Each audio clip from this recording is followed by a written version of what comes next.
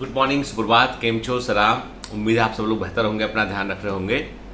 कई बार आप लोग पूछते हैं कि सर ये जो आप मेडिकल कॉन्फ्रेंस कभी कभी मॉर्निंग में अटेंड करते हैं, कभी बोंगा का कॉन्फ्रेंस अटेंड करते हैं, कभी कोई दूसरा यूएस का कॉन्फ्रेंस अटेंड करते हैं, तो ये कैसे इतने सुबह सुबह कैसे होता है? Actually I am the member of World Organization of Family Doctors, I am the member of American Academy for Family Physician, I am the member of American Diabetic Association. जैसे कई सारे इंटरनेशनल फोरम होते हैं, उनका मैं member हूँ। और उसमें क्या होता है, उनकी जो मीटिंग होती है जनरली वो है ना, आपको पता है ना, वो उनके टाइम के स्टैंडर्ड से, यूरोपियन या अमेरिकन टाइम स्टैंडर्ड से होती है। तो कई बार अर्ली मॉर्निंग आपको ज्वाइन करना पड़ता है। उसमें बेसिकली आपको एक प्रोटोकॉल होता है कि भाई इतना अटेंडेंस आपका होना चाहिए, इतनी आपने जो है वो कंटिन्यूअस मेडिकल एजुकेशन, जिसको सीएमई बोलते हैं, वो आपके अटेंड किए हुए होना चाहिए। महाराष्ट्र में तो ऐसा भी है कि जितने भी आप ये सेशन अटेंड करते हैं उससे क्रेडिट पॉइंट मिलता है, और उसके बाद फिर आप क्या करते हैं, उस पॉइंट के चलते आप फिर अपना मेडिकल सर्टिफिकेट आप रिन्यू कर पाते हैं। मुझे लगता है मेरा मेडिकल सर्टिफिकेट रिन्यू करने का डेट पास में आ गया है। खैर, अभी आपने सुना होगा, एक पुरानी कहावत है, बहुत पहले पुरानी, कि हमको अच्छे लोगों के साथ में, अच्छी संगत में रहना चाहिए, है ना। ऐसे लोगों से बात करना चाहिए जो पॉजिटिव टाइप के हों, है ना। तो कई लोग लेकिन कहते हैं कि साहब कि हमारे जो दोस्त सब तमाम तरह के दोस्त हैं, लेकिन मैं देखो मैं तब भी वैसा नहीं करता हूं जो मेरे दोस्त करते हैं। तो जो मैं भी आपसे अक्सर कहता हूं कि आप कैसे हैं, यदि मुझे आपके बारे में पता लगाना हो ना कि आप कैसे हैं, सुनिए बात ध्यान से, ठीक है। यदि मुझे पता लगाना हो आपके बारे में कि आप कैसे हैं, तो मैं आपसे बात करने की बजाय सिर्फ आपके दोस्तों को मैं ऑब्जर्व कर लूंगा। मैं आप कैसे हैं ये पता लगाने के लिए मुझे आपसे बात करने की आवश्यकता नहीं है।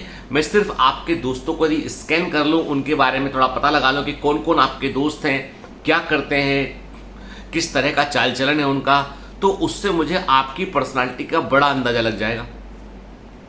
आप में से कई लोग असहमत होंगे इस बात से कि सर ऐसे कैसे, हम हैं बाकी पानी कम है।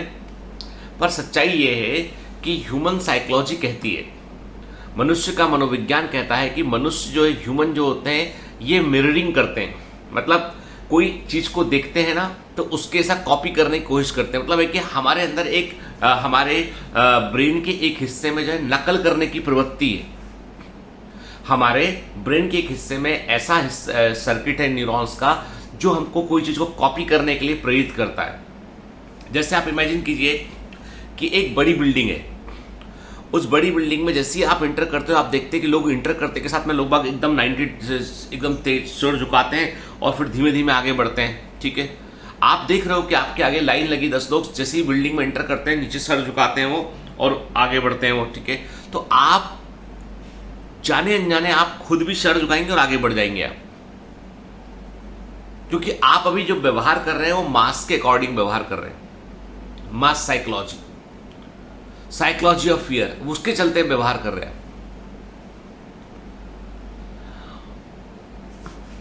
आप कभी भी देखेंगे आप कि कभी मान लो कोई मेले में या कोई पब्लिक प्लेस पर 2, 4, 6 लोग दौड़ना शुरू कर दें, भागो भागो भागो, तो 2, 4 लोग देखेंगे भाई क्या हो रहा है, वो भी भागना शुरू कर देंगे।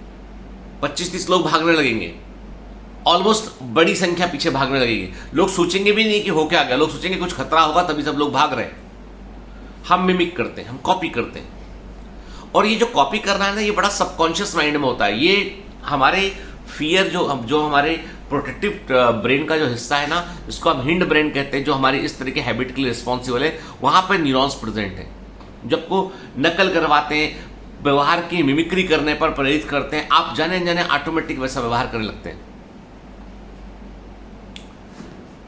तो आप भले ही कॉन्शियस माइंड से आप कुछ सोचते हो कि नहीं भाई ये व्यक्ति ऐसा है, ये नेगेटिव बातें भी करता है, बुरे काम भी करता है, पर हम इसके साथ रहेंगे, हम नहीं सीखेंगे इससे, पर ऐसा होता नहीं। सबकॉन्शियस माइंड लगातार चीजों को ग्रहण कर रहा होता है।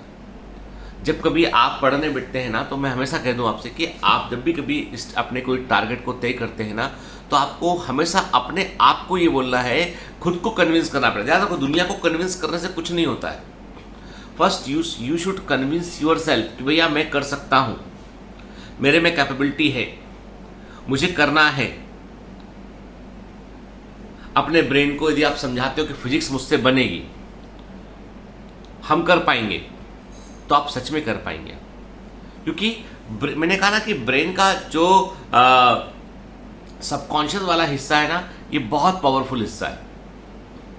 इसलिए ऐसे लोग जो आपकी जिंदगी में हमेशा तकलीफें लेके आते हैं, नेगेटिव कमेंट्स करते हैं, आपकी सफलता से जलते हैं, आपको असफल होने पर खरी खोटी सुनाते हैं, 10 तरह की बातें कहते हैं, उन लोगों की बातों को भूलना मत, दिमाग के किसी कोने में रखना और ये मन में डाल लेना कि आपको इसका रिवेंज लेना है, और रिवेंज लेंगे हम बगैर बोले लेंगे, मैसिव सक्सेस के साथ में रिवेंज लेंगे। अभी हाल ही में किसी बच्चे ने कहा, सर आप क्या महत्वपूर्ण मानते हो, क्योंकि आप दुखी लगे मुझे कि आपके बच्चों की जो है वो 700 के ऊपर नंबर नहीं गए, आप क्या महत्वपूर्ण मानते हो, मेरिट रैंक या मोर नंबर ऑफ सिलेक्शन? तो मैं बोलूंगा मेरे लिए सबसे इंपॉर्टेंट बात है मोर नंबर ऑफ सिलेक्शन। कारण उसके पीछे ये कि जब एक बच्चा सिलेक्ट होता है ना, तो उस बच्चे की इसकी पूरी आने वाली जनरेशन सब कुछ बदल चुकी होती है। मैं कह दूं आपसे, इतना बड़ा फर्क है।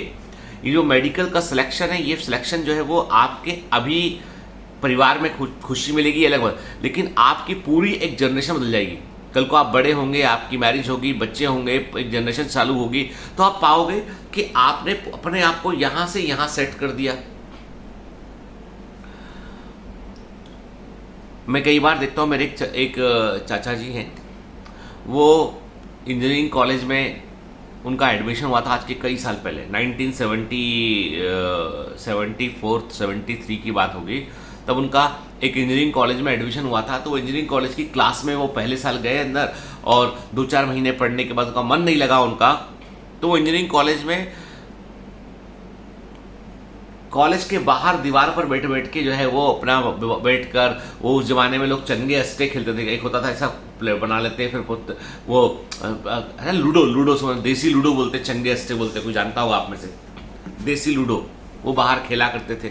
चाय की दुकान पे गए, कभी इधर गए, नहीं गए कॉलेज, 6 महीने कॉलेज नहीं गए। कॉलेज में अब एग्जाम हुआ तो एग्जाम में एब्सेंट रहे, फिर जब लगातार एब्सेंट रह लगे तो कॉलेज ने एक्सपेल कर दिया। 2 साल बाद जब मेरे पिताजी ने उनसे पूछा कि भाई तुम कॉलेज क्यों नहीं गए जा रहे हो, तो उन्होंने कहा कि मुझे अच्छा नहीं लगता कॉलेज में, मेरा मन नहीं है, मेरा मन है कि मैं खेती करूं। ठीक है, मेरे फादर पढ़ा करते थे, पढ़ते पढ़ते वो जो है वो जज बन गए, वो भी सेम गांव, सगे भाई। फर्क ये है कि जब एक पीढ़ी बाद है, तो हम लोग, जैसे हम मेरे 3 भाई हैं, हम लोग 2 डॉक्टर हैं, 1 वकील है, उनके ही बच्चे हैं, है ना, लेकिन कुछ खेती करते हैं, कुछ दूसरा काम करते हैं। तो कहने का मतलब ये कि बड़ा फर्क, मतलब फाइनेंशियल कंडीशन से लेकर मेंटल सेटअप में। अब वो जो बच्चे हैं ना, वो बच्चे बहुत समझदार हैं, उनके जो बच्चे, वो लोग शहर में आके अपने बच्चों को पढ़ा रहे हैं, अच्छे स्कूलों में अपने बच्चों को पढ़ा रहे हैं, ताकि वो बच्चे कुछ अच्छा कर रहे हैं। वो जो स्ट्रगल है ना, वो एक पीढ़ी पीछे खींच कर दिया उन्होंने। वो खुद यदि उस समय कर लेते तो शायद से थोड़ा और बेटर प्लेस कर लेते अपने आप को। बच्चे शहर में रहते हैं, अच्छा एजुकेट करते हो।